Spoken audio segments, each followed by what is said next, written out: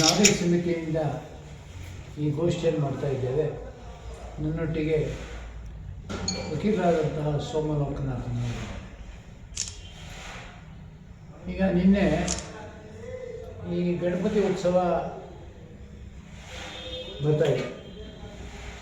ವಿರಾಜಪೇಟೆಯಲ್ಲಿ ಸಾಕಷ್ಟು ಕಡೆಗಳಲ್ಲಿ ಗಣಪತಿಯ ವಿಗ್ರಹವನ್ನಿಟ್ಟು ಅದನ್ನು ಪೂಜೆಯ ಕಾರ್ಯಕ್ರಮಗಳನ್ನು ನಡೆಸಿ ನಂತರ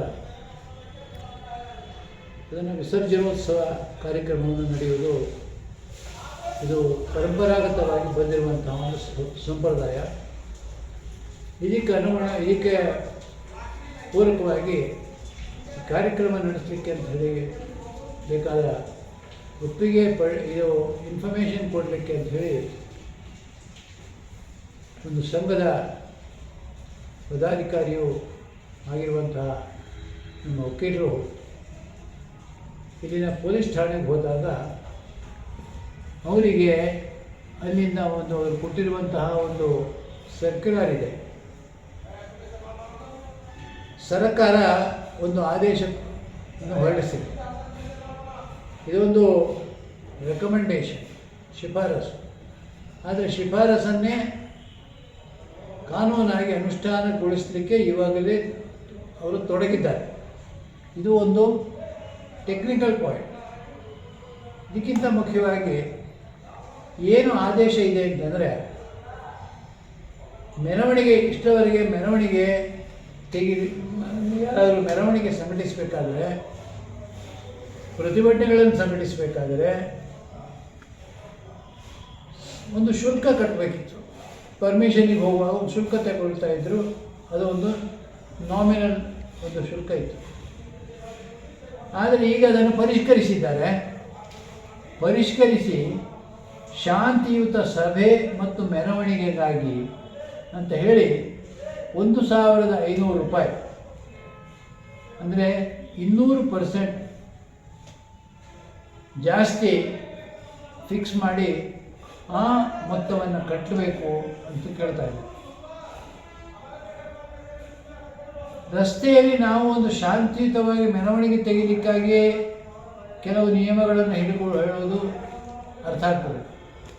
ಇತರರಿಗೆ ತೊಂದರೆ ಆಗದ ಹಾಗೆ, ಸಾರ್ವಜನಿಕರಿಗೆ ಯಾರಿಗೂ ಉಪದ್ರ ಆಗದ ಹಾಗೆ ನೀವು ಈ ನಿಯಮಗಳನ್ನು ಅನುಸರಿಸಿಕೊಂಡು ವ್ಯವಸ್ಥೆ ಮಾಡಿ ಅಂತ ಹೇಳೋದು ಅದು ಸರಿ, ಅದು ಅರ್ಥ ಆಗ್ತದೆ ನನಗೆ. ಆದರೆ ಒಂದು ಮೆರವಣಿಗೆ ತೆಗಿಲಿಕ್ಕೆ 1,500 ರೂಪಾಯಿ ನೀವು ಕಟ್ಟಬೇಕು ಅಂತ ಏನು ಒಂದು ಸರ್ಕಾರ ಈ ಒಂದು ಆದೇಶ ಹೊರಡಿಸಿದೆ, ಇದು ಅತ್ಯಂತ ಜನದ್ರೋಹಿಯಾದ್ದು, ಇದು ಅತ್ಯಂತ ಮೂರ್ಖತನ. ಇನ್ನು ನಮ್ಮ ವಕೀಲರು ಕೊಡ್ತಾರೆ.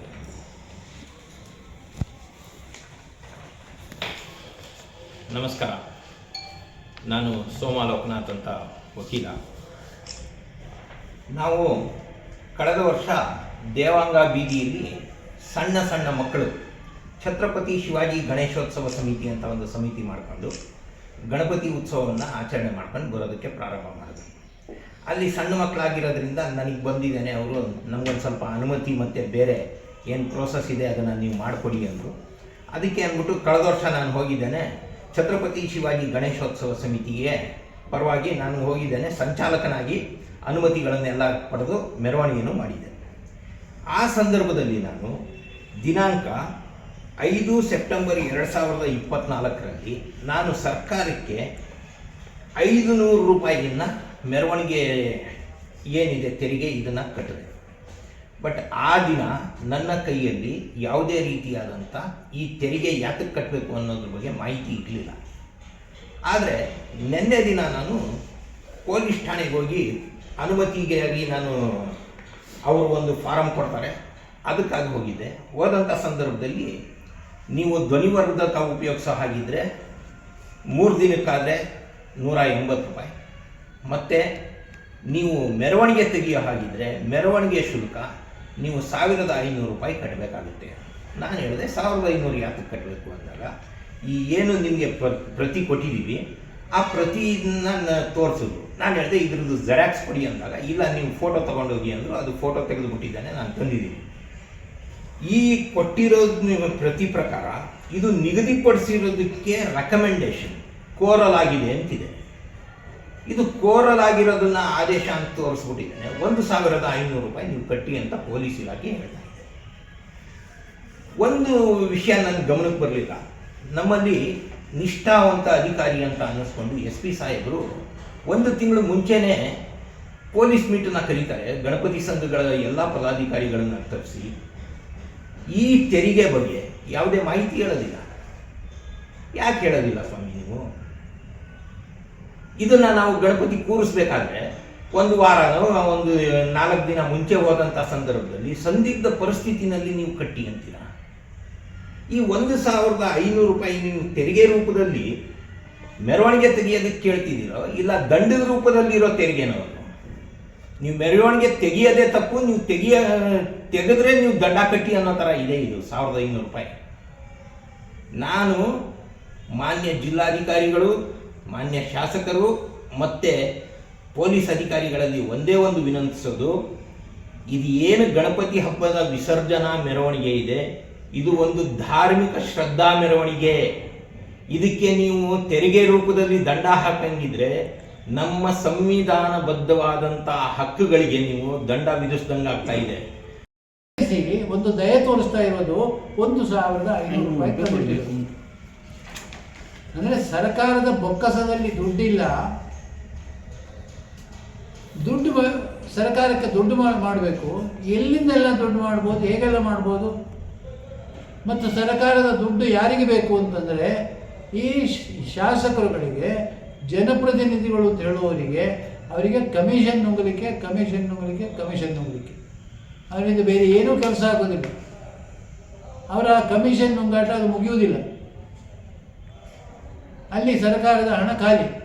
ಆಗ ಅದನ್ನು ತುಂಬಿಸಲಿಕ್ಕೆ ಜನಸಾಮಾನ್ಯರ ಮೇಲೆ ಏನೆಲ್ಲ ರೀತಿಯಲ್ಲಿ ನಿಮಗೆ ತೆರಿಗೆ ಹಾಕಲಿಕ್ಕೆ ಸಾಧ್ಯ ಉಂಟು, ಏನೆಲ್ಲ ರೀತಿಯಲ್ಲಿ ಅವರಿಂದ ವಸೂಲಿ ಮಾಡಲಿಕ್ಕೆ ಸಾಧ್ಯ ಉಂಟು.